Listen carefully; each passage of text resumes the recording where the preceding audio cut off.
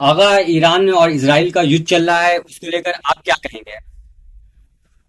دیکھیے، سب سے بڑی بات یہ ہے کہ ہم یہ جاننا ہمارے لیے ضروری ہے کہ یہ جنگ کیوں شروع ہوئی اور اس کا ذمہ دار کون ہے۔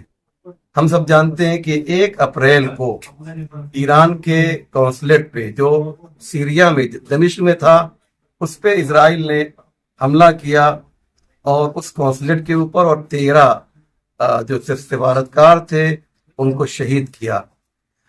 چونکہ اقوام متحدہ کا آرٹیکل 51 یہ اجازت دیتا ہے کہ اگر کوئی کسی کے ملک پہ حملہ کرے تو جوابی کارروائی کی جا سکتی ہے۔ آپ کہیں گے حملہ تو سیریا میں ہوا تھا، تو ایران جوابی کارروائی کیوں کر رہا ہے؟ ہر ملک کی ایمبیسی ہو یا قونصلیٹ ہو، وہ اس ملک کی زمین ہوا کرتی ہے۔ یعنی اگر اسرائیل نے ایران کی ایمبیسی یا قونصلیٹ کے اوپر حملہ کیا ہے، وہ کسی ملک میں بھی ہو، امریکہ ہی میں کیوں نہ ہو، تو وہ حملہ اس ملک پر مانا جاتا ہے۔ اس لیے اسرائیل نے دمشق میں ایران کے سفارت خانے پہ یا قونصلیٹ پہ حملہ نہیں کیا، بلکہ سرزمین ایران پہ حملہ کیا۔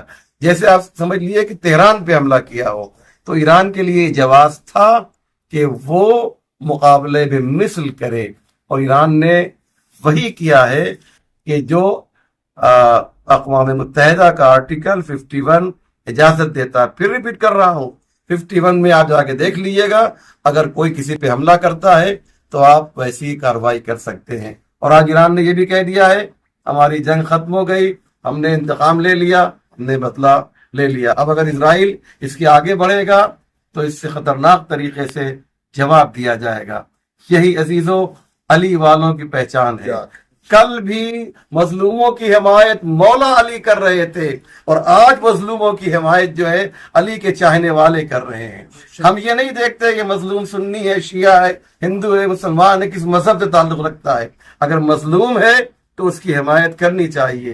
کیوں؟ اس لیے کہ مولا کائنات کی ایک وصیت ہے جو آپ نے شہادت سے پہلے بیان کی ہے، اور یہ کتابوں میں موجود ہے۔ اوصیکما بتقوی اللہ سے یہ وصیت شروع ہوتی ہے اور یہاں تک پہنچتے ہیں مولا کہ کونا للظالم خصما وللمظلوم اونا۔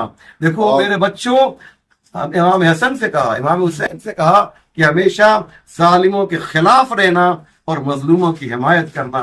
آج اس علی کی وصیت پر سید علی خامنہائی جو ہے عمل کر رہے ہیں۔